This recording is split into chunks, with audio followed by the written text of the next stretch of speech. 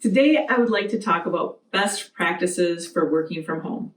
Your space is important. Carve out a space at home that is yours.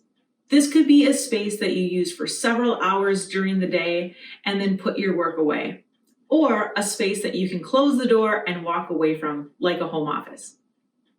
Try out a space for a while. If you find yourself not being productive, change spaces. It might take some time for you to find the right space to work. Your work area.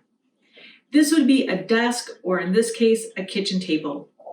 Make sure that it is large enough to lay out your work along with some coffee and some snacks.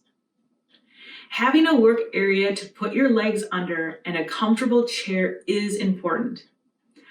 I have pulled my office chair into my kitchen working space. Having a good chair with the right height and a good lumbar support is recommended. Also, keep a clean area. This will help you stay organized and have less distractions. Lighting. Natural light is key to a great workspace. If your desk or table is positioned away from a window, I would suggest to move things around.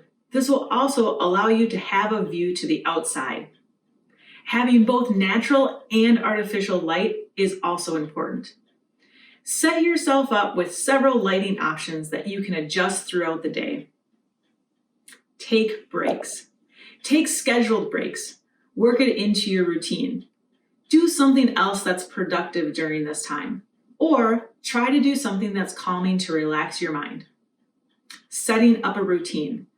This will help you manage your time and your day. Dress the part. I would avoid working in pajamas. I suggest to get dressed like you would to go to school. This will help you get into a productive mindset. Noise. Using headphones to help cancel out inside and outside noise is very helpful. Making adjustments. Make adjustments to your space as you go, and talk to others around you and let them know that this is your work area. I hope that this has been helpful, and I'm excited to get back to classes.